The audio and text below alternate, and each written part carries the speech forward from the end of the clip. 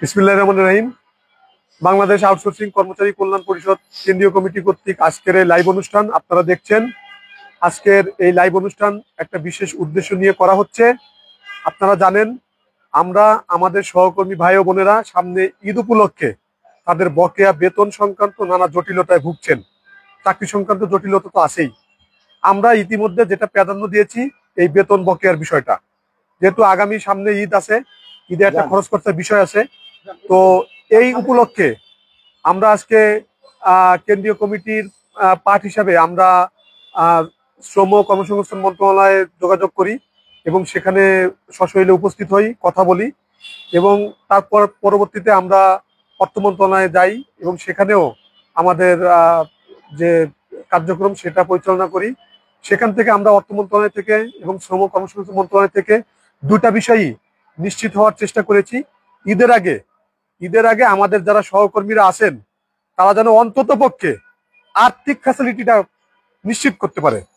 কেননা বউ বাচ্চা সবারই আছে, পরিবার পরিজন সবারই আছে, একটু সেমাই চিনি যেন কেনার জন্য সামর্থ্য যেটা থাকা দরকার।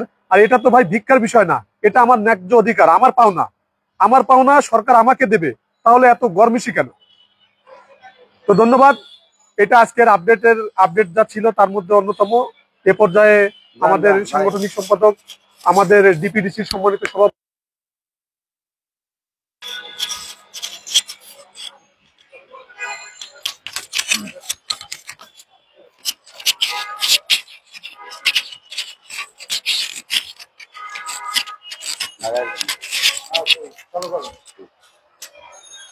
আসসালামু আলাইকুম রহমতুল্লাহি ওয়া বারাকাতুহু।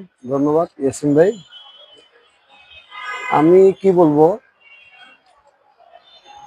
এই আন্দোলন সংগ্রামে ডিপিডিসি আপনাদের পাশে ছিল, পাশে আছে, পাশে থাকবে। ডিপিডিসি সারা বাংলাদেশ আউটসোর্সিং কর্মচারী কল্যাণ পরিষদের এই আউটসোর্সিং এর ভাই বোনদের জন্য কি করছে এটা আপনারা সবাই জানেন। আমরা এখানে দাবি বাস্তবায়নের জন্য আসছি, কোনো পদ পদবীর জন্য আসিনি এবং আমাদের নামের জন্য আসিনি। আমরা আসছি, আমাদের দাবি বাস্তবায়ন হলো, আমরা চলে যাব। কিন্তু দেখেন, আমাদের মাঝে কিছু দুষ্কৃতিকারী ঢুকে গেছে। এই দুষ্কৃতিকারীদের কারণে আমাদের দাবিটা আজকে ঝুলে আছে, মানে এত দূর। নাহলে আরো আগেই আমাদের দাবি বাস্তবায়ন হয়ে যেত। আপনারা দেখেন 19 অক্টোবরের পর থেকে একটা বিভাজন সৃষ্টি করেছিল কারা, সেটা আপনারা সবাই জানেন। তারপরে 19 অক্টোবরের পরে সর্বশেষে সবাই সংঘবদ্ধ হয়ে আসছে যে আমরা সবাই এক প্যানেলে থেকে আমরা আন্দোলন সংগ্রাম করে যাব। কিন্তু আমি তো এক বাই ছাড়াই ছিলাম না যে আমি রফিকের সাথে আন্দোলন করব, কারণ ঠিকাদারের পক্ষপাতিত্ব আমি কখনোই করি নাই আর করবো না। অনেকে বুঝাইছেন, আপনারা বুঝাইছেন যে ভাই আপনারা একত্রিত হন, হয়েছি, ঠিক আছে। সে চাকরি করে পেট্রো বাংলায়। দেখেন, উনি যদি ভালো লোক হইতো, ওনার ব্যাপারে যে কথাগুলো বলা হচ্ছে তার নিজের প্রতিষ্ঠান থেকে কিন্তু আজও পর্যন্ত কেউ কোনো প্রতিবাদ করে না। তার কারণ তার প্রতিষ্ঠান জানে যে সে কি রকম। কিন্তু মার জ্বলে না, মারানির জ্বলে। ডাক বাংলা, ডাক বিভাগ, আজাধিরা উত্তম, তাদের ঠিকই চলে, কারণ তাদেরকে সেই ফ্যাসিলিটি রফিক সাহেব দিচ্ছে। তার পদ দরকার, তার সভাপতির পদ দরকার। সে যখন শ্রম ভবনে সচিব মহোদয় আমাদেরকে আশ্বস্ত করছে এবং সারা বাংলাদেশের মানুষ শুনছেন যে সে একটা কাগজ অর্থ মন্ত্রণালয়ে দিছে, সেইটার পরের থেকে সে বিভিন্ন জায়গার থেকে অর্থ হাতিয়ে নিছে, কাউকে চাকরি দেওয়ার কথা বলে টাকা নিয়েছে। তার পরবর্তীতে অনেক কিছু হয়েছে, এগুলো নিয়ে আমরা অনেক কথাই বলেছি। কিন্তু দুষ্ট লোকের মিষ্টি কথা আমরা যে বলেছিলাম, শ্রম ভবনে একটা মিটিং, প্রথম যে মিটিংটা কমিটির, সেই মিটিং আমি ছিলাম। সেই মিটিংয়ে উনি সচিব মহোদয়কে মানে কথা বলার আগে সে বলার কোনো সুযোগই দেয় নেই। সে বলতেছে আমরা এখানে দুইটা পক্ষ। ভাই, দুইটা পক্ষ কাকে বলে? তাহলে একটা ঠিকাদার পক্ষ, একটা আউটসোর্সিং এর পক্ষ। মাহবুবুর রহমান আনিস সাহেব আউটসোর্সিং এর পক্ষ হয়ে ঠিকাদার বিলুপ্ত করার জন্য গেছে। আর রফিক সাহেব তাহলে কি হিসাবে গেছে? যেহেতু দুইটা পক্ষ, তাহলে সে ঠিকাদারের পক্ষ হয়ে গেছে। তাহলে আদৌ কি আমাদের দাবি বাস্তবায়ন হবে এই ঠিকাদার যদি আমাদের সাথে থাকে? আপনারা এই চিন্তা ভাবনা করবেন, আপনারা আবেগ দিয়ে নয় বিবেক দিয়ে দেখবেন। এখনো তারা উঠে পড়ে লাগছে। এই আন্দোলন সংগ্রাম আমাদের ফলশ্রুতি, আমাদের ফল আমরা আরো আগে পেয়ে যেতাম, কিন্তু সেখানে যদি সে দুইটা পক্ষ না বলতো তাহলে আমাদের দাবি বাস্তবায়ন হয়ে যেত। তারপরও আমরা বৈশা নাই, আমাদের কাজ চলমান আছে এবং চলতেছে। দৃশ্যমান কিছু আপনারা অবশ্যই পাবেন অতি নিকটে, এটা আমি বললাম। আর আমরা আপনাদের পাশে আছি, পাশে থাকব, কিন্তু কোনো ঠিকাদারকে আমরা প্রশ্রয় দেব না এবং ঠিকাদারকে আমরা সুযোগও দেব না। তাদেরকে প্রতিহত করুন। আপনারা এখনো ঘুমের রাজ্যে বাস করতেছেন, ঘুম থেকে জাগুন। আপনারা ঠিকাদারদের বিরুদ্ধে এবং এই দালালদের বিরুদ্ধে রুখে দাঁড়ান। সবাই সংঘবদ্ধ হন। ধন্যবাদ।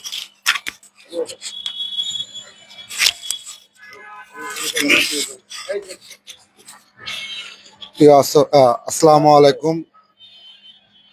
আমার সকল আউটসোর্সিং ভাই ও বোনেরা, সকলে আশা করি ভালো আছেন। বেশি একটা ভালো নাই, কারণ সামনে রাত পাওয়ালে ঈদ, আপনাদের বেতন বোনাস নাই। তারপর আমরা যথেষ্ট পরিমাণ চেষ্টা করতেছি যে বেতন বোনাসটা আপনারা পান অতি শীঘ্রই। আমাদের কাজ চলমান আছে, তাই আপনারা অবশ্যই আমাদের জন্য দোয়া করবেন, যেন আপনাদের কাজটা সাকসেস আমরা করতে পারি। আমাদের জন্য দোয়া করবেন। বেশি বক্তব্য শেষ না করে এখন বক্তব্য রাখবেন আমাদের মাঝে হারিস ভাই।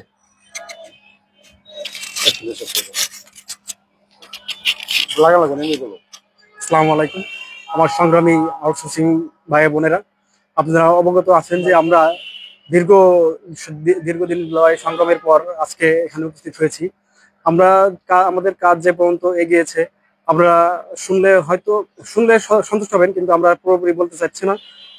আপনারা এই ইতিমধ্যে একটা খবর পেয়ে যাবেন খুব অল্প সময়ের মধ্যে।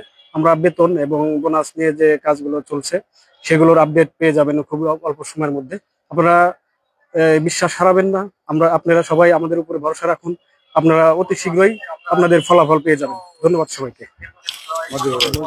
এখন বক্তব্য রাখবেন আপনাদের মাঝে আমাদের শ্রদ্ধেয় বড় ভাই, সাংগঠনিক সম্পাদক, বাংলাদেশ আউটসোর্সিং কর্মচারী কল্যাণ পরিষদের সাংগঠনিক সম্পাদক মুজিবুর রহমান। মুজিবুর।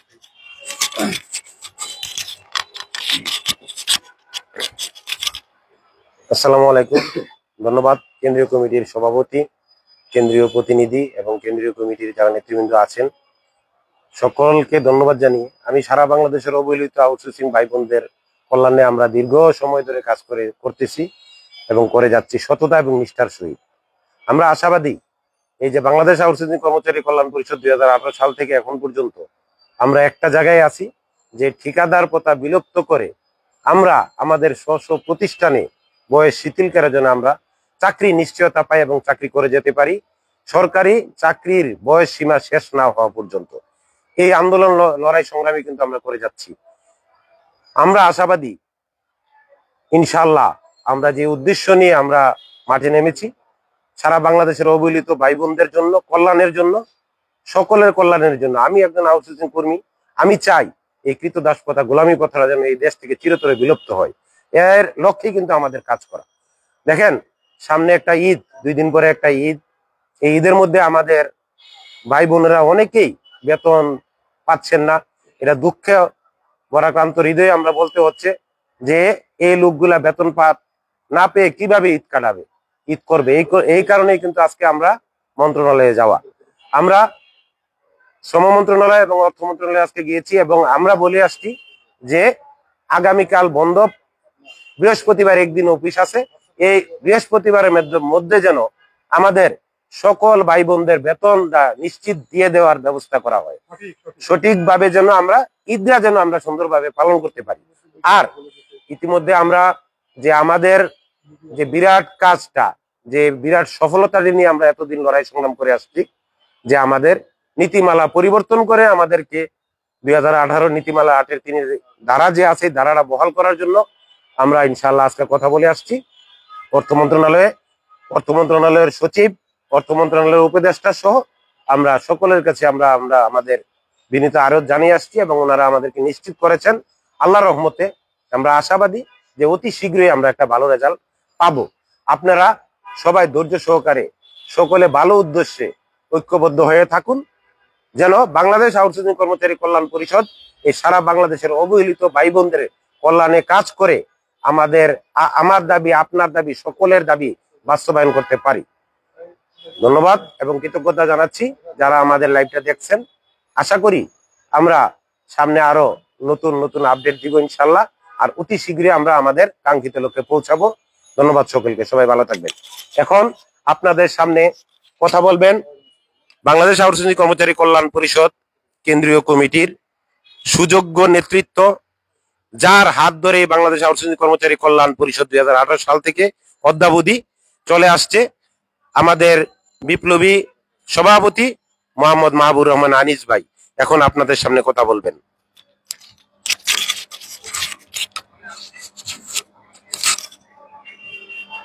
বিসমিল্লাহির রহমানির রহিম। আশা করি আপনারা সকলেই ভালো আছেন।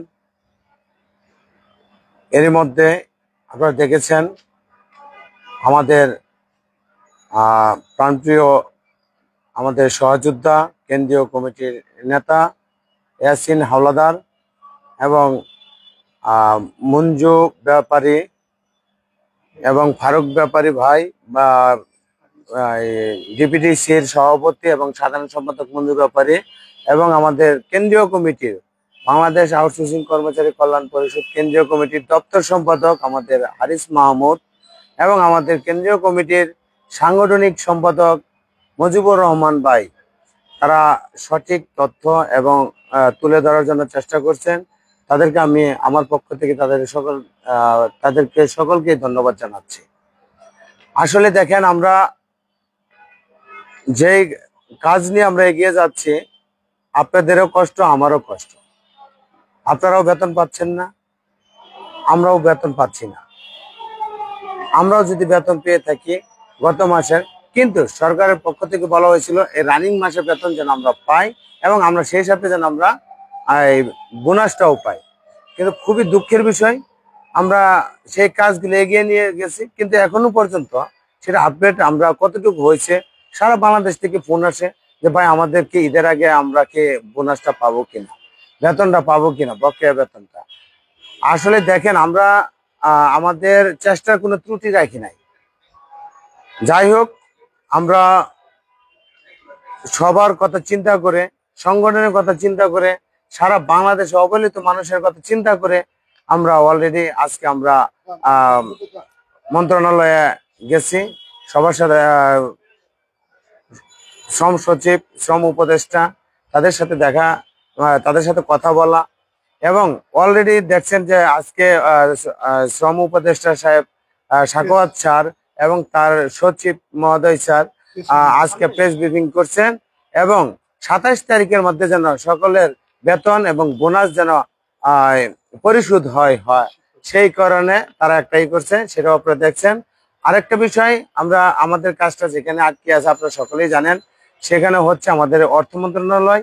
আমরা সেখানেও আজকে নক করছি এবং আমরা গিয়ে সরজমিনে তাদের সাথে কথা বলছি এবং আমরা আশা করি যেটা নিয়ে আমরা আন্দোলন সংগ্রাম করেছি সেটা অবশ্যই আমরা খুব দ্রুত গতিতে মধ্যেই আমরা যেন সম্পূর্ণ পেয়ে আপনাদের সামনে চলে আসতে পারি এবং যাই কিছু আসুক, যেই সফলতাটাই আসবে সেটা আমার একার না, এটা সারা বাংলাদেশের অবহেলিত আউটসোর্সিং, দৈনিক মজুরি ভিত্তিক এবং প্রকল্প ভাই বোনদের।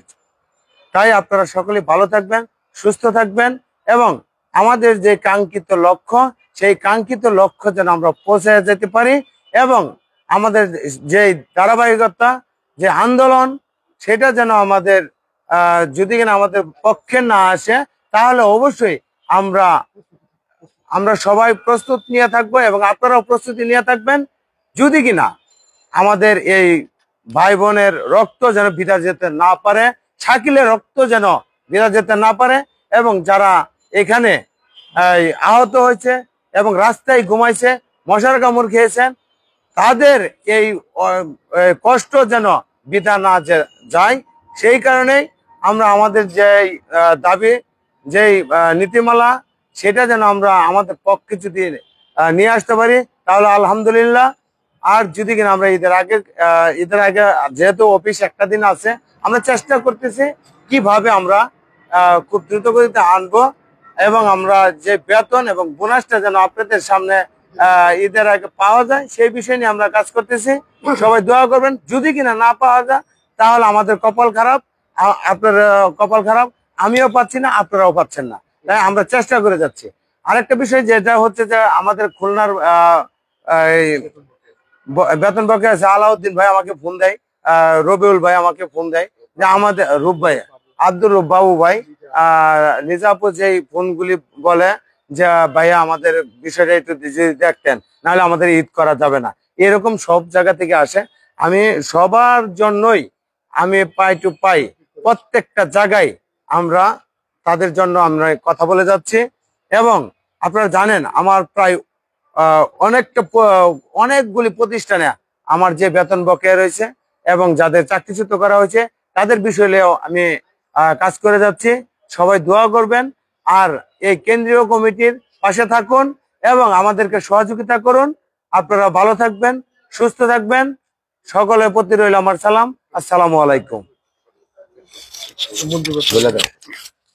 আসসালামু আলাইকুম। বিশেষ আরেকটা কথার জন্য আমি আবার আমার সভাপতি থেকে মাইক্রোফোনটা নিয়েছি।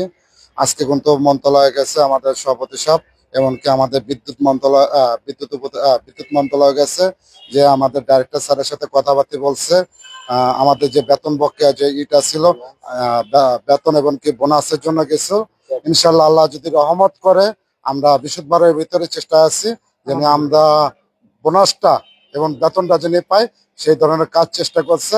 ইনশাল্লাহ আপনারা আগামী যে চেষ্টা আছে তারা সকল বাংলাদেশের আউটসোর্সিং মানুষের যে বেতন বোনাস সেটার জন্য চেষ্টা করতেছে, এমনকি আমার ডিপিডিসির জন্য চেষ্টা করছে। ইনশাল্লাহ আমাদের জন্য দোয়া করবেন যেন আমরা সবাই সাথে একসাথে মা বাবা পরিবারের সাথে যেন একসাথে বেতন বোনাস পেয়ে আমরা একসাথে ঈদ করতে পারি।